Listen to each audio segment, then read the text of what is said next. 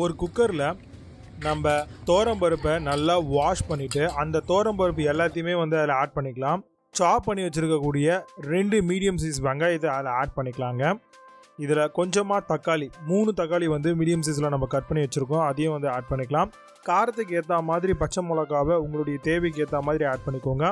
பூண்டு வந்து உரிச்ச பூண்டை வந்து ஒரு 4லேருந்து 5 பல்லு ஆட் பண்ணிவிட்டு 1/2 ஸ்பூன் அளவுக்கு மஞ்சத்தூள் ஆட் பண்ணிவிட்டு தேவையான அளவுக்கு, அதாவது காய்கள் முழுகிற அளவுக்கு தண்ணியை ஊற்றிக்கோங்க. இதை வந்து பார்த்தீங்கன்னா பருப்பு வேகிறதுக்கு எவ்வளோ விசில் வைப்பீங்களோ அதை விட எக்ஸ்ட்ராவாக ஒரு விசில் வச்சு எடுத்துக்கோங்க. நல்லா விசில் வந்ததும் இதை ஓரமாக வச்சுக்கோங்க.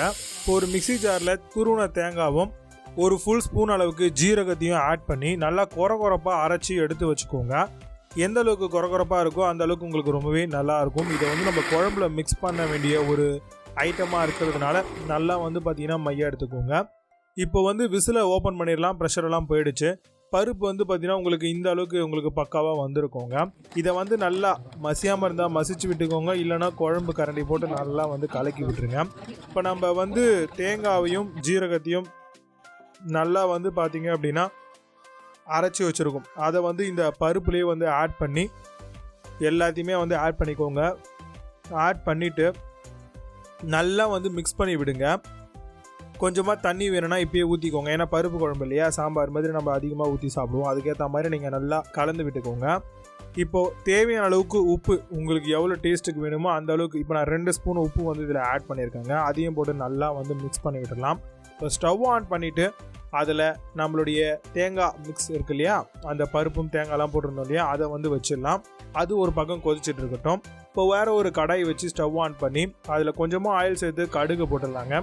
கடுகு நல்லா புரிஞ்சு வரட்டும். 2 காஞ்ச மிளகாவையும் ஆட் பண்ணிக்கோங்க.